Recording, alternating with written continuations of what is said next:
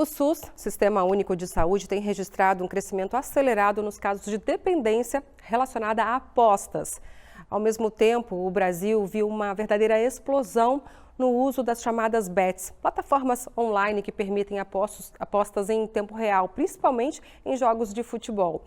Elas estão por toda parte, na TV, nas redes sociais, nas camisas dos times. E embora não tenham sido regulamentadas em 2023, muita gente já enfrenta os efeitos do uso compulsivo. O que começou como entretenimento virou um vício para muitos brasileiros. E para entender melhor esse cenário e os impactos psicológicos envolvidos, eu converso agora com o Flávio, que é psicólogo especialista no tratamento de pessoas viciadas em jogos e apostas. Flávio, para a gente começar, qual é o perfil mais comum das pessoas que acabam desenvolvendo dependência nesse tipo de jogo? Boa noite para você, bem-vindo por aqui. Boa noite, muito obrigado pelo convite.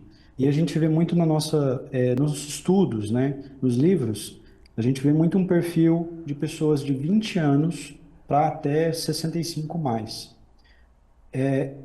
Diante desse aspecto, eu quero deixar claro que por conta dessa entrada no Brasil, hoje o perfil ficou bem diferente. Na realidade, a gente detecta isso em todos os âmbitos.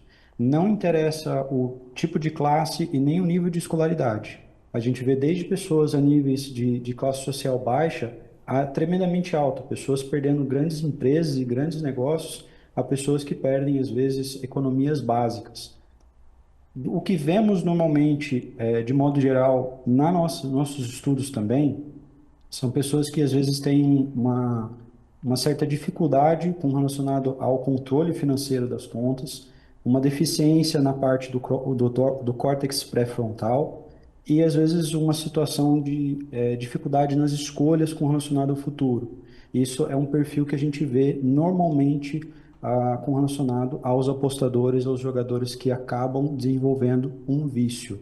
Mas por conta dessa abrangência e dessa quantidade muito grande, esse perfil tende a ser transformado e mudado, principalmente no Brasil. Então, a gente está ainda lidando com esses novos dados que estão surgindo. E como o vício em apostas se manifesta no dia a dia, Flávio? Há sinais de alerta que famílias e amigos podem perceber? Sim, são 9 sinais especificamente que nós vemos, né, que justamente o apostador ele pode demonstrar. Nem sempre ele demonstra todos e nem sempre eles são as claras. Esse que é o detalhe principal. Então eu vou responder muito essa pergunta focada no que o jogador sente e depois o que os familiares sentem a respeito disso.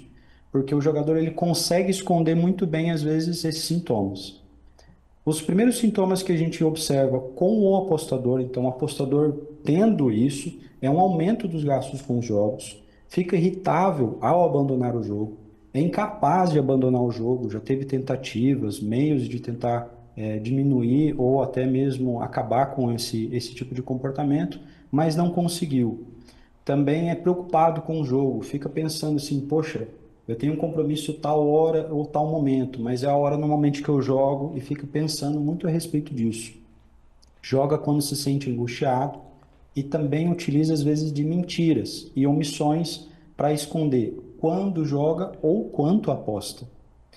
Também tenta recuperar muito prejuízo, né? Então acaba se tendo um prejuízo e tenta voltar no dia seguinte ou em pouco tempo tenta retornar ao jogo para tentar recuperar todo o dano financeiro que teve.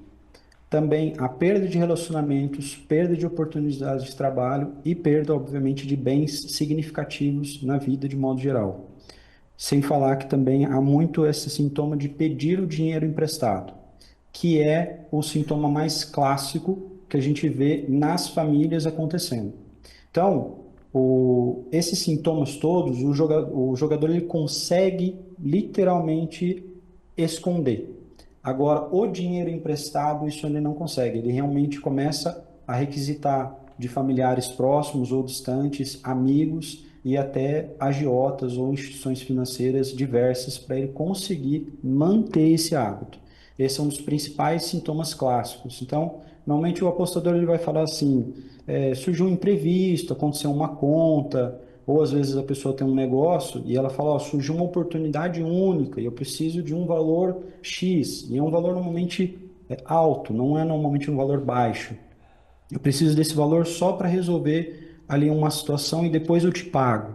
E normalmente acaba acontecendo justamente o oposto. A pessoa pega aquele dinheiro e perde-se justamente diante daquela expectativa que ela tinha, de pegar o Sim, dinheiro, conseguir duplicar, triplicar e pagar todas as contas. sim. É o sintoma mais clássico que os jogadores têm, que eles acreditam que para sair do mundo das apostas, eles têm que sair apostando. Então, eles recorrem a esse pedir dinheiro emprestado e acaba se tendo esses prejuízos todos. Existe algum conselho especial que você daria para quem está envolvido nesse mundo de apostas que a gente sabe que às vezes é um lugar sem volta, né? E também para as famílias que estejam envolvidas aí, que estejam percebendo isso em algum membro da família?